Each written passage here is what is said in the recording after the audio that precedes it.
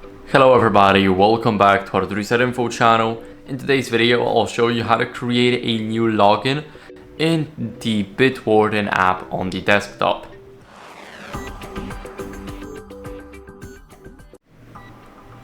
So first, what we want to do is we want to click on this little plus right here. I am at the main page.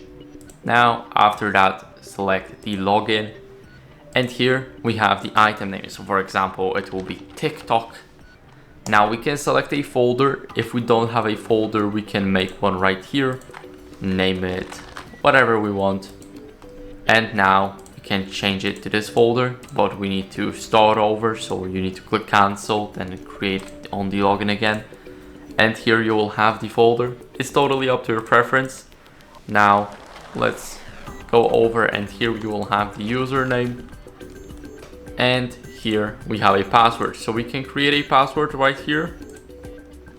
We can use either a passphrase, we can use the password, we can do the minimum numbers, let's say 6, special 12, and then we can redo the password, as you guys can see.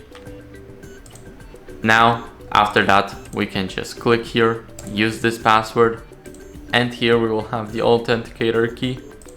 So here we can either enter the key or not, and we can also select the website where we want this password to autofill. So for example, tiktok.com.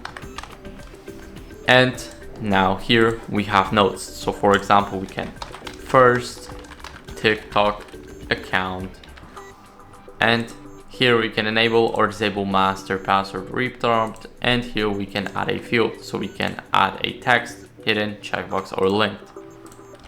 So just like that, we can create a username or a password, and here we can click on save. As you guys can see, here we have the TikTok icon, everything's working properly.